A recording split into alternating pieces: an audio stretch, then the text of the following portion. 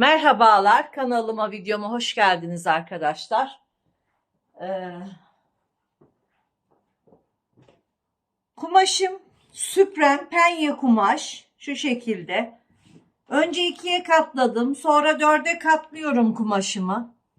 Yanları dikişsiz, beli lastikli bir pijama keseceğim arkadaşlar.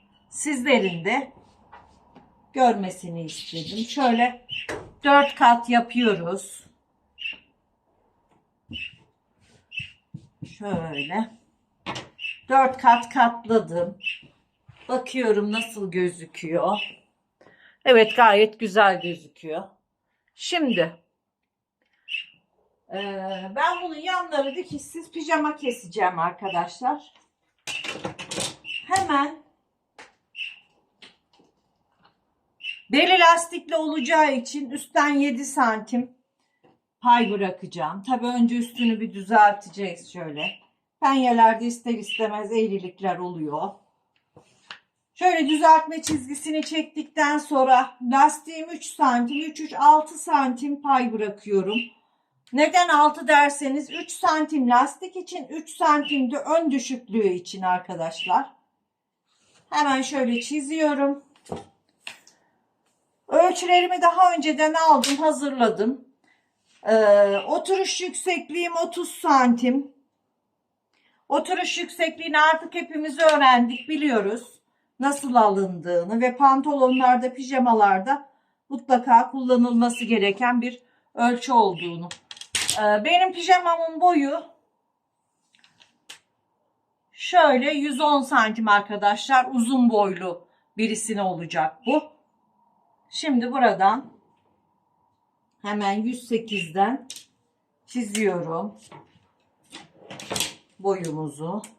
Kıvırma payıyla birlikte 108 santim kullanacağım. Kalçamızı 4'e böldük. 2 santim ekledik ve şöyle 30 santimden baldırımı çiziyorum. Buradan da 30 santimden çiziyorum. Ve üst tarafı kapatıyoruz. Çok pratik, hiç kalıp bilmeyen arkadaşlarım bile dikebilir. 4 kat çalışıyorum. Arka olarak çalışıyorum ve hemen şuradan bakıyorum. Şöyle bir 10 santim ağ veriyor. 10 santim ağ yeterli. 10 da buradan çiziyorum. Şöyle 1 santim dışa çıkarak ağımızı çiziyoruz. Pratik bir şekilde şöyle yukarı doğru uzatıyorum. Paçamızı şöyle 27 santimden işaretini atıyorum. Ve düz cetvelimle çizmek istiyorum. Şöyle. Düz cetvelimi çizdikten sonra şuradan bir içe girme yapmak istiyorum. Ve pijamamızı olduğu gibi kesiyoruz 4 kat olarak.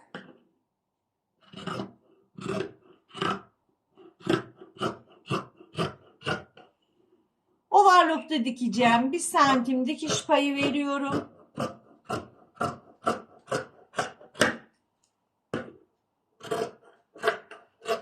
Bacak arasından pay vermiyorum. Pijamamız gayet geniş zaten. Boyumuzu da keselim.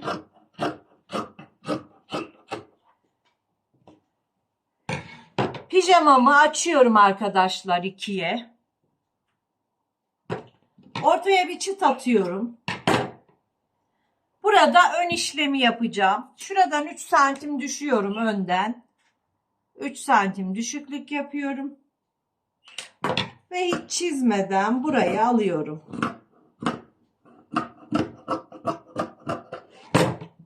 Üç santim ön için düşme yaptım. A'dan ise şöyle 2 santim alıyorum. Aşağıya doğru bunu keserek gidiyorum arkadaşlar.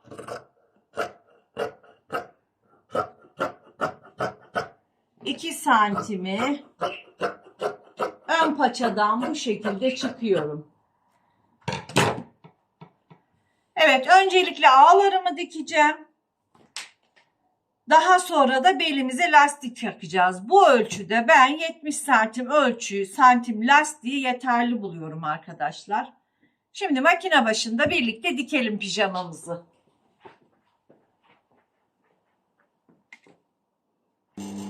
Evet arkadaşlar, ovarlığa geldik. Ve pijamamızın önce ağlarını birleştiriyoruz.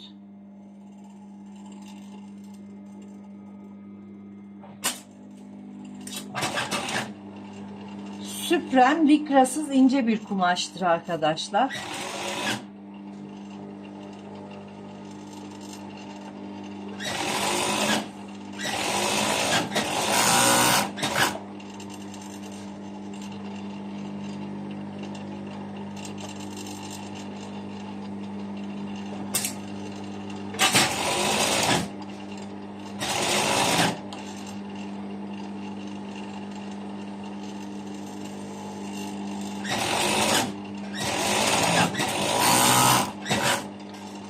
Şimdi bacak arasını açıyorum.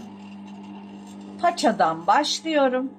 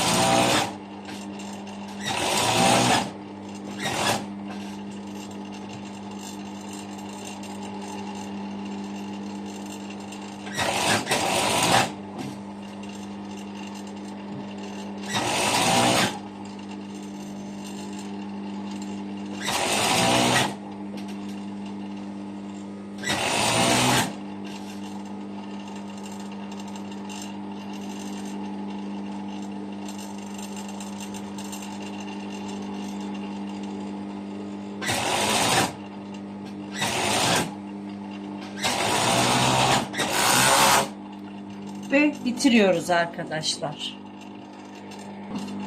Pijamama göre ayarladığım lastiğimi arkadaşlar.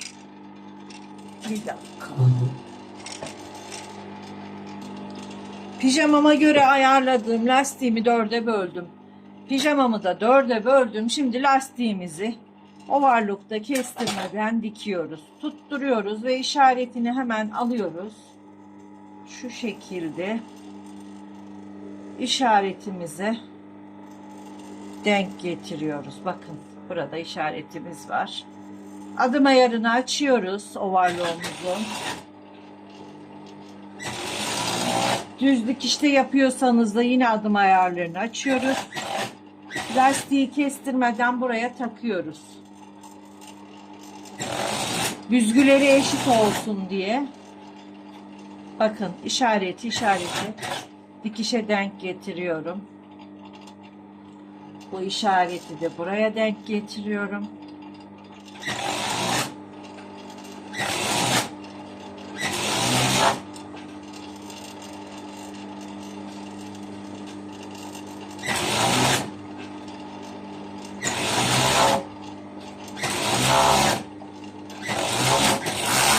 Ve lastiğimiz eşit bir şekilde büzülerek takıldı arkadaşlar. Şimdi reçme makinesinde burayı katlıyorum. Paça ucunu katlıyorum. Pijamamın bitmişiyle geliyorum arkadaşlar. Evet arkadaşlar, pijamamızın bitmiş son hali. Gördüğünüz gibi çok şık oldu. Siz de bu şekilde kalça ölçünüzü, boy ölçünüzü alarak eşinize, oğullarınıza ve kendinize dikebilirsiniz arkadaşlar. Evet. Beğeni ve yorumları unutmayalım arkadaşlar. Yorumlarınız benim için çok önemli. Abonelikler ücretsizdir arkadaşlar. Kanalıma abone olmayı, beğeni ve yorum yapmayı unutmayalım. Hoşça kalın, sağlıkla kalın.